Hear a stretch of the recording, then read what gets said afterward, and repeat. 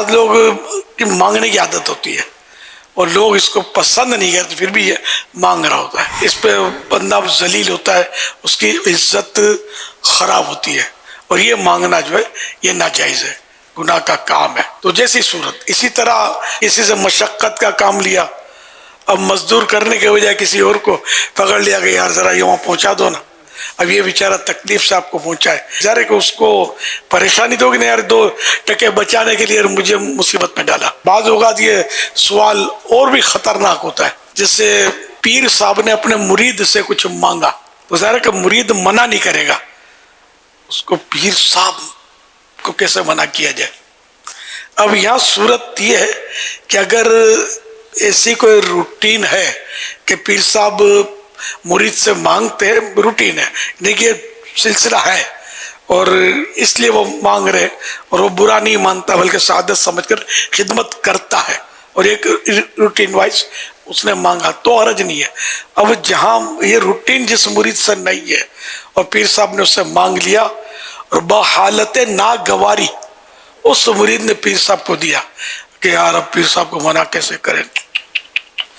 کیا ہوگا؟ ایسی صورت میں انہیں ناگواری کی حالت میں پیر صاحب سے منع کیسے کروں، اس نے دیا، یہ پیر صاحب کے حق میں حرام ہے، اور بس صورت غصب ہے،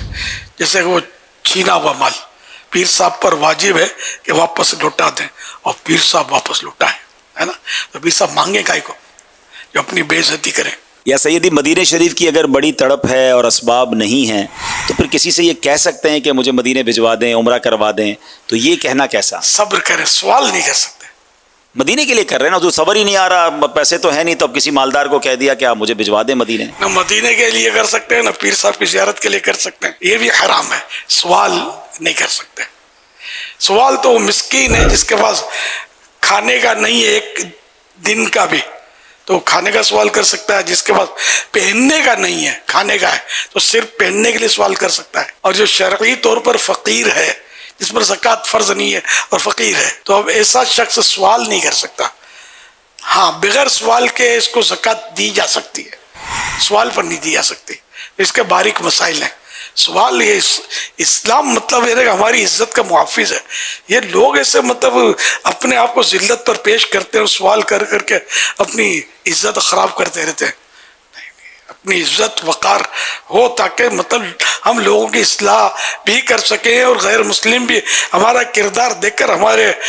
کردار سے متاثر ہو کر اسلام قبول کریں۔ یہ کیا مطلب جس کو دیکھا وہ ہاتھ پھیلا کر بھیک مانگ رہا ہے تو غیر مسلم کیا ہمارے قریب آئے گا، بولے یار میرے کو بھی خالی کر لے گا، یہ بھاگو ادھر سے۔ نہیں ایسا ہر مسلمان ایسا نہیں ہوتا، نہ ہماری اسلام کی تعلیم ایسی ہے۔ اب ٹھیک ہے مسلمان بعض ہیں جو اس طرح کرتے ہیں، وہ غلط کرتے ہیں، ہم لوگ ان کو صحیح تو نہیں کہتے، نہ ان کی حوصلہ افزائی کرتے ہیں، بالکل غلط کرتے ہیں۔ جو پروفیشنل بھکاری ہوتا نا، جس کا پتہ ہم کو کہ پروفیشنل ہے، اس کو تو دینا بھی ناجائز ہے، کہ اس کو دینا کہ وہ تو گناہ کر رہا ہے، ہمارا اس کی گناہ پر مدد کرنا ہوا، ہم دیتے رہیں گے، یہ حد حرام مانگتا رہے گا، محنت مزدوری نہیں کرے گا۔ اگر ہم دینا بند کر دیں گے تو خود ہی محنت مزدوری کرے اور حق حلال کا کھائے گا، تو اس لیے ایسوں کو نہیں دینا ہے۔ وَلَا تَعَاوَنُوا عَلَى الْإِثْمِ وَالْعُدْوَانِ، گناہ و ظلم پر کسی کی مدد مت کرو۔ ایک اور نیا انداز نکلا ہے، حضور ریڑھی گرا دیتے ہیں اپنی، اور یہ وہ مٹی کے برتن ہوں گے، اور اچھا پہلی بار تو میں نکلا تو میں نے دیکھا کہ مٹی کے اس کے برتن چورا چورا پڑے نا مین روڈ پہ، تو اب اس کا تو سارا ہی ٹوٹ گیا جو بھی تھا، تو جو لوگوں نے مدد کری تھی، مگر میں اس ریڑھی والے کو 3 بار ٹوٹے ہوئے برتن کے ساتھ دیکھ چکا ہوں، تو وہ سمجھ آیا کہ اس کے پاس برتن ہی ٹوٹے ہوئے ہوتے ہیں، وہ اس ترکیب سے نیچے گرے ہوئے ہوتے ہیں کہ اسکوٹر پہ یا گاڑی پہ نکلنے والا یہ سمجھتا ہے کہ اس بیچارے کی پوری ریڑھی گر گئی ہے۔ تو اس طرح آلو چھولے والے یا کچھ لوگوں نے یہ بھی پلان کیا ہوا ہے کہ وہ اپنی چیزیں بکھیر دیں گے اور پیچھے آنے والا سمجھے گا اس کی تو پورے دن کی روزی خراب ہو گئی، تو وہ یہ بھی ایک انداز بن گیا، اب بڑھ جائیں گے، شاید آئیڈیا مل گیا، آئیڈیا مل گئی نا،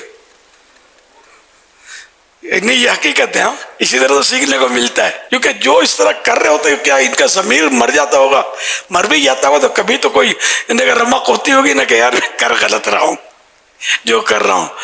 تو یہ اس طرح بھی لوگوں کو آئیڈیاز آتی ہوں گی، کسی سے سن کر، ماں کے پیٹ میں سے کوئی سیکھ کر نہیں آتا، وہ کہتے ہیں کہ بڑا بدماش بننا ہے نا تو جاگ کر مطلب جیل میں چلا جائے، جیل میں چلا جائے گا، باہر نکلے گا بدماشوں کی صحبت لے کر تو پھر یہ بڑا بدماش بنے گا، کچھ اور گر بدماشوں کے سیکھ کے ڈکیتوں کے سیکھ کر آئے گا۔ اللہ رحم کرے، اللہ ہماری اصلاح فرما دے۔